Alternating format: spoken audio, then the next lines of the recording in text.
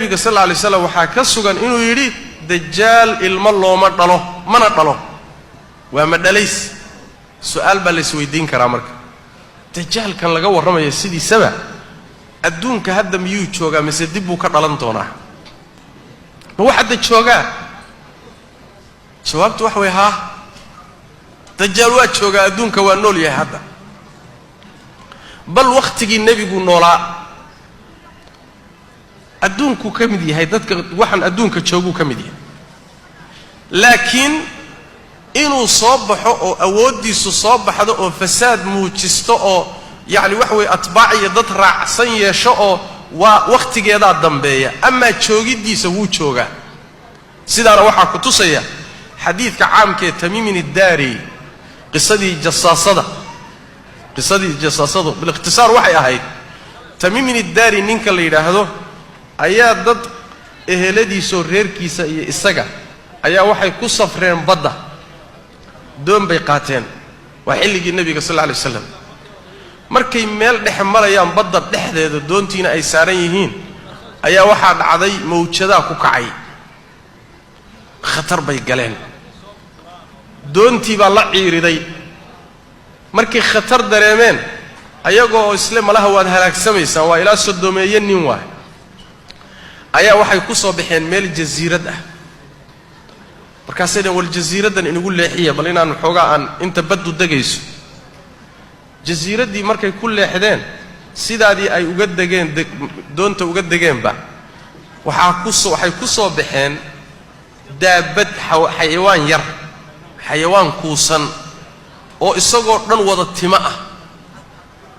oo madaxiisa iyo dabadiisa aan la kala garanaynin kulli timo wada saaran yihiin isagoo dhan waa wada dhogor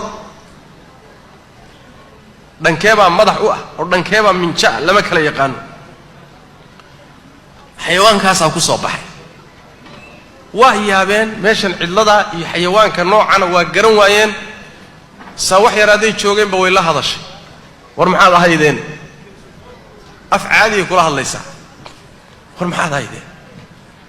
waa isu sheegeen oo dad meeshaas aanu sidaas aan ahayn adigu maxaad ahayd ina keenay tiri ina keena nin meeshana idin yeedhaye kaalay oo soo baxa way raaceen ayadii waa horwad siday u waday ayaa waxay u geysay nin aad u weyn oo xoog badan oo xidhxidhan jasiiradu ku xidhxidhan lugaha iyo gacmaha iyo kulli isagoo dhan waa xidhan waa jeebaysan ninkii markay u yimaadeen buu marka warsaday warwarrama maxaad ahaydeen xageed ka timaadeen jasiiratul arab baan ka nimid wuxuu ka warsaday marka dhulka meelo kamida shaam meelo kamid uu ka warsaday war meeshii hebla la dhihi jiray wali timir ma ka baxdaa anaga markii inoogu dambeysay timirtii waa ka baxdaa badii la dhihi jiray hebla wali biyo ma ku jiraan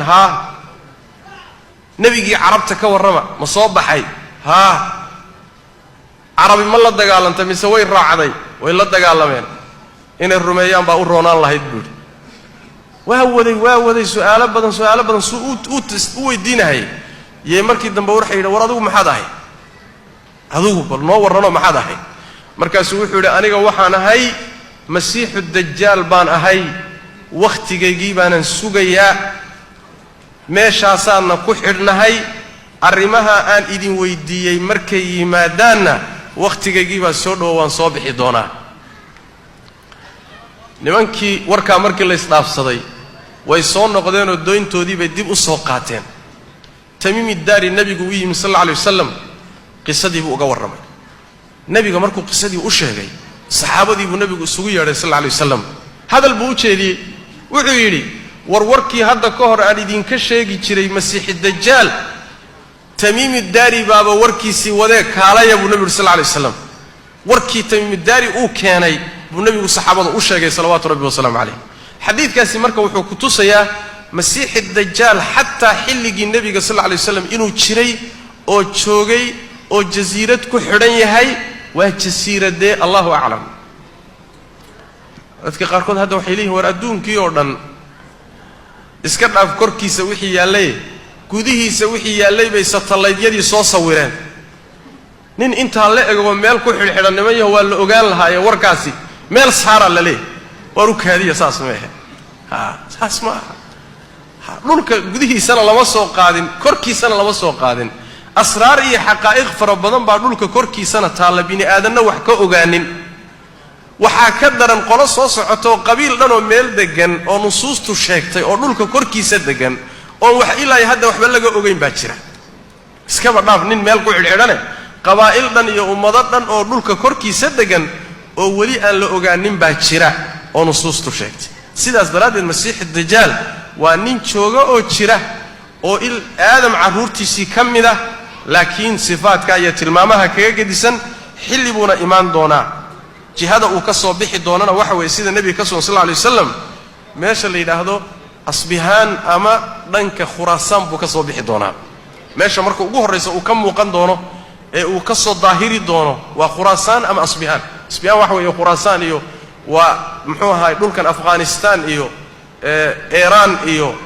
muxuu ahaayey wilaayaadkii ama dhulkii ruushku haysan jiray iyo eriyadaasaa waxaa la yidhahdaa asbihaan iyo khuraasaan iyo wixii intaasaa la yidhahda dhulkaasuu marka ka soo bixi doonaa